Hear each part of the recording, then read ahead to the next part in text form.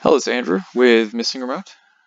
Today we're going to have a look at the power numbers in a comparison between the Pioneer power meter and a Wahoo Kickr power meter. The first thing to note is that you'll see that there's a difference in the average between the two power meters, and that is completely expected.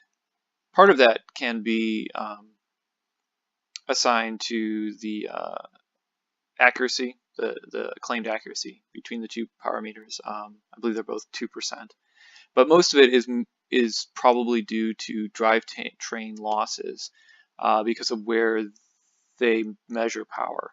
The Pioneer measures it at the cranks, and the Kickr measures it at what would be the wheel hub. I've done a little research into this, and the expected loss is somewhere between 3 and 5%, depending on what kind of crank set configuration that you have set up. So 3% would be around 6 watts at 206, and 5% would be around 10. So as we can see, the average here is well within that standard, and as well as for the other file that we're going to be looking at. So we'll look at this one. They're both free rides that I did. One was in London, the other one was the Alpe d'Huez climb.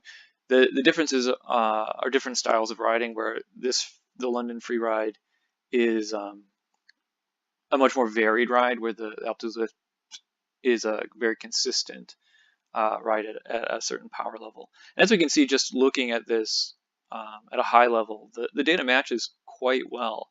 If we drill into it, we can see that there is a slight bit of variation between the two, but nothing that is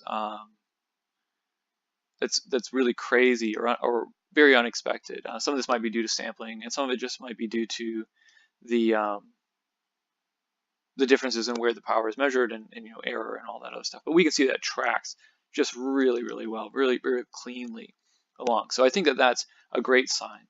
And then when we also look at the steady state data, we see a very similar trend in the data, where the Pioneer and the Kickr power data, it just tracks really well. Unfortunately, I don't have a power meter where we can look at the data from outdoor rides, so we're just really focused on the indoor right now. The only thing that's kind of wonky here is that we can see that the Pioneer drops here, but other than that, everything looks really clean. You can see they both kind of move up and down together, and I'm pretty satisfied and happy with the way that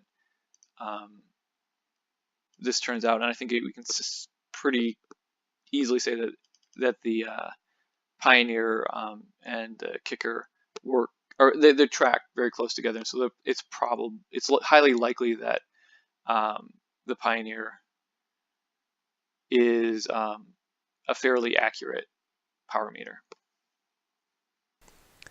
This is the time when I ask you to like and subscribe to the channel if you enjoyed that video, or leave a flaming comment in the comment section if you didn't, and I'll do my best to reply respectfully. As I did the editing for this video while I was eating lunch, I figured I'd just take a picture of my lunch, because who doesn't like lunch?